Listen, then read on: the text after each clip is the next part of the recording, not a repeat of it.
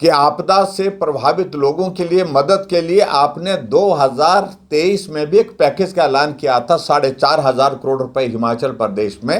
हर बेटा है गर्व मेरा, हर बेटी अभिमान मेरा, ना चिट्टे से मरने दूंगी ये संकल्प और काम मेरा। चलो कदम बढ़ाए, चिट्टा मिटाए, हिमाचल को नशा मुक्त बनाए। पैकेज का ऐलान किया था और विधानसभा के अंदर आपने बोला था, और विधानसभा के अंदर जब उसका जवाब हमने मांगा बाद में, तो जवाब में जब हमने पूछा कि कितना पैसा आपदा प्रभावित लोगों के लिए खर्च किया 2023 में, जिनके घर चले गए, परिवार के सदस्य चले गए, जमीन जायदाद चले गई जिनकी, तो आंकड़ा 300 करोड़ को भी टच नहीं कर पाया। और जिस तरह से लज्जा रहित होकर के आपको झूठ बोलने की आदत पड़ गई है, आपके मंत्रियों को झूठ बोलने की आदत पड़ गई है, इससे अब पूरा प्रदेश वाकिफ है।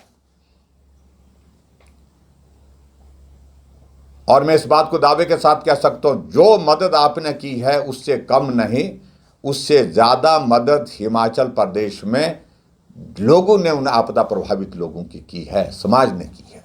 अभी तो कह रहे हैं कि हमने कहा कि किराया, कितने लोगों को किराया दिया, इसकी डिटेल हमने मांगी। हम प्रश्न कर रहे हैं, आपकी बार विधानसभा के सेशन में कर रहे हैं।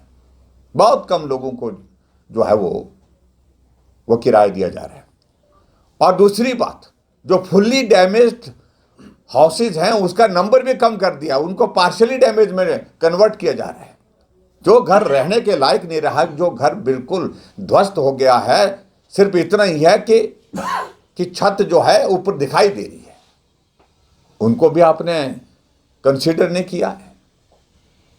और मैं आपको ही कहता हूं कि आप जाकर के उनके घर में रहने की तो बात छोड़िए, आप 2 पल जाकर के उनके घर के अंदर खड़े होकर के तो देखिए, हिम्मत नहीं हो पाएगी आपकी।